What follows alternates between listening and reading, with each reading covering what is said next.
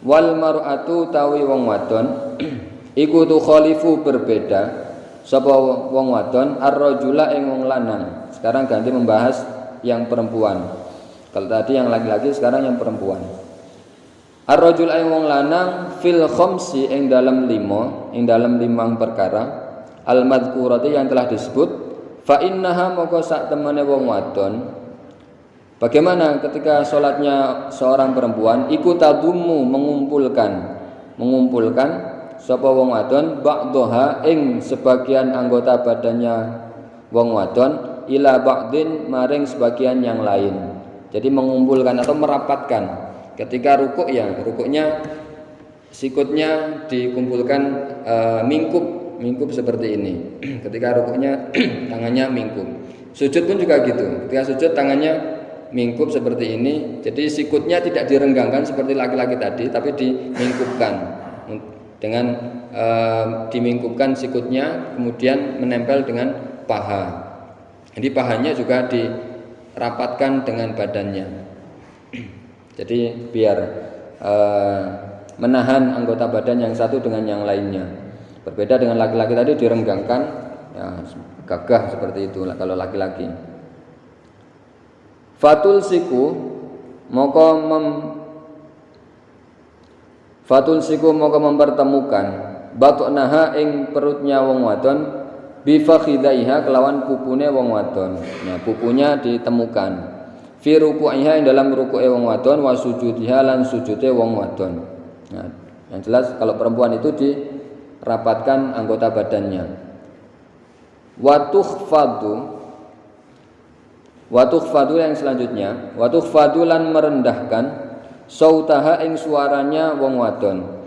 Ketika sholat, pada sholat yang jahar atau sholat yang keras, perempuan ketika menjadi imam, misalnya seorang perempuan berjamaah sendiri dengan temannya perempuan, maka suaranya dikeraskan tapi agak pelan. Nah, maksudnya keras tapi yang di bawah standar kerasnya laki-laki. Kalau laki-laki suaranya keras, Bismillahirrahmanirrahim. Ya, perempuan dipelankan. Bismillahirrahmanirrahim.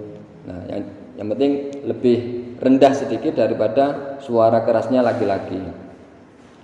In sholat lamun sholat sapa wong wadon bi hadratir rijali kelawan hadapane wong lanang al ajanibi yang lain.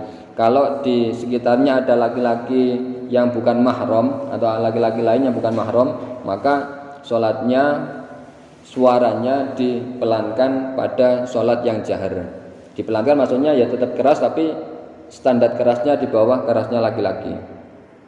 Fa in sholat moko lamun sholat sapa wong wadon munfaridatan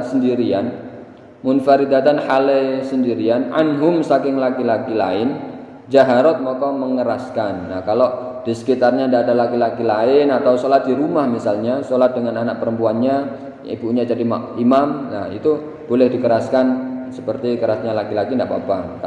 Kalau sholat sendirian atau jamaah sendiri yang sekitarnya tidak ada kaum laki-laki yang bukan mahram. Wa idza naba lan nalikane menimpa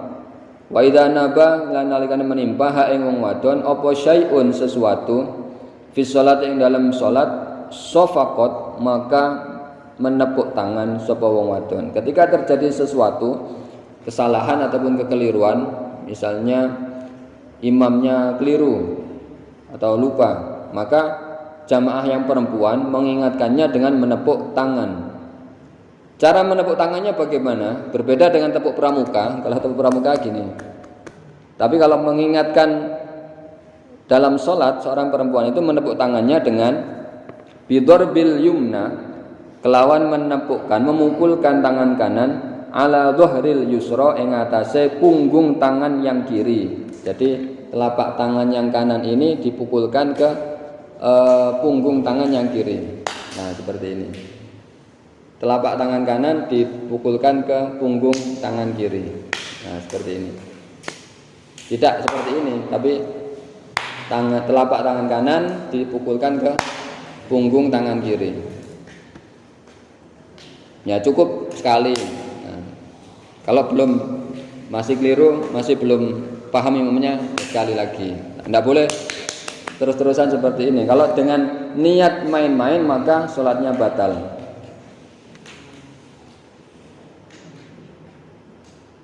Falau dorobat moko lamun memukulkan sebuah wong wadon batoknan ing telapak tangan bibatoknin kelawan telapak tangan yang lain bikos dilakbi kelawan menyengaja main-main. Kalau niatnya main-main walau qalilan utawa sedikit ma'a ilmi tahrim sartane mengetahui keharamannya batalat moko batal apa salatuha salate wong wadon. Kalau nepuk tangannya niatnya main-main ndak karena bukan karena mengingatkan imam ya maka sholatnya batal. Ketika dia mengetahui, lah seperti ini kan kita sudah belajar, sudah kita pelajari bersama, kita tahu bahwa menepuk tangan itu boleh tapi ketika mengingatkan imam. Tapi kalau kita menepuk tangan dalam sholat tanpa apapun, tapi kita sudah tahu bahwa hal seperti itu adalah haram, membatalkan sholat, maka ya sholatnya menjadi batal. Kalau niat main-main, ya, sholat kok main-main, ya sholat ya serius sholat. Ya, maka kalau dalam sholat itu ada unsur main-main, ya maka batal sholatnya. Selanjutnya, wal khunsa, anapun utawi wong banci. Ada laki-laki, ada perempuan, ada orang banci. Wal khunsa anapun utawi wong banci, orang yang banci tapi yang perempuan. Iku kal mar'ati kaya wong wadon. Auratnya seorang yang banci itu seperti perempuan. Seperti orang perempuan. Nah, tapi orang banci itu kan bisa kita lihat dominannya ke laki-laki apa dominannya ke perempuan. Kalau memang jenis kelaminnya itu laki-laki ya maka dihukumi laki-laki. Kalau dia memang jenis kelaminnya perempuan ya dihukumi perempuan.